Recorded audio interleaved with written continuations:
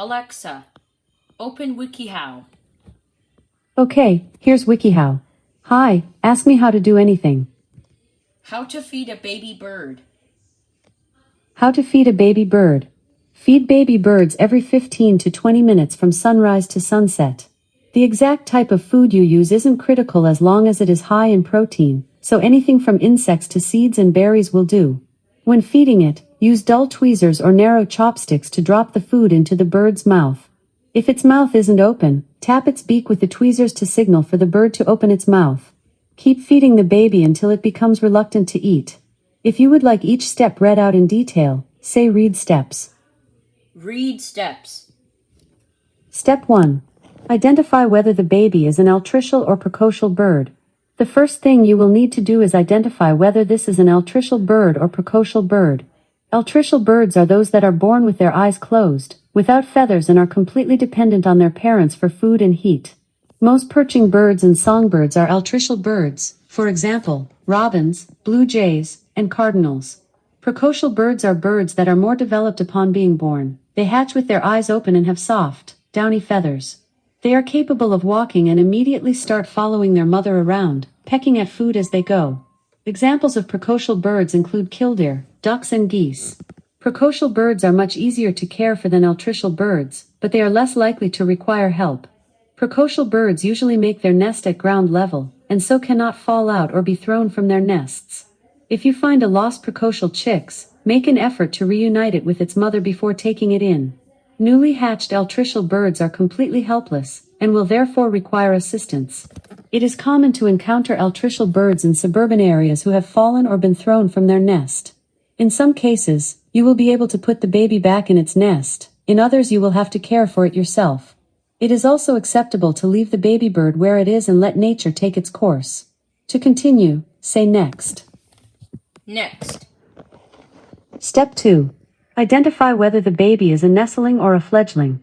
If you have encountered a baby perching or songbird who you suspect has fallen or been abandoned, you must first identify whether the baby is a nestling or a fledgling.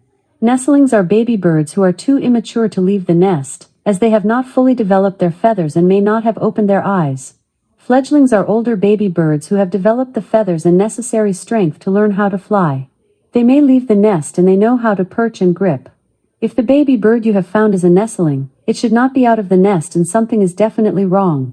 It may have fallen out of its nest or been pushed out by stronger siblings. An abandoned nestling has almost no chance of survival if left on its own. If you have come across a fledgling, however, you may want to take some time to assess the situation before you pursue any heroics. Though it may appear as if the bird has fallen or been abandoned, fluttering and chirping helplessly on the ground, it may just be learning to fly. If you observe the chick for long enough, you will probably see the parents coming back to feed it at regular intervals. If this is the case, you should definitely not intervene. To continue, say next. Next. Step 3. If possible, put the baby bird back in the nest. If you are sure that the baby bird you have encountered is a nestling, and it is lying helpless on the ground, it may be possible to reintroduce the chick to its nest. First, see if you can locate the nest in a nearby tree or bush. It may be well hidden and possibly hard to reach. Next, pick up the baby bird, cupping it in one hand and covering it with the other, until it becomes warm.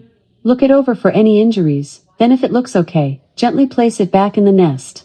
Do not worry about the parents rejecting the baby due to its human smell. This is an old wives' tale. Birds actually have a very poor sense of smell and identify their young mostly by sight and sound. In the majority of cases, they will accept the fallen chick back into their nest.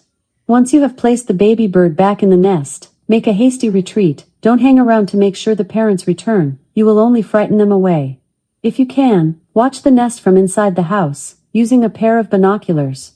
Be aware that, in many cases, placing the baby bird back in the nest will not ensure its survival.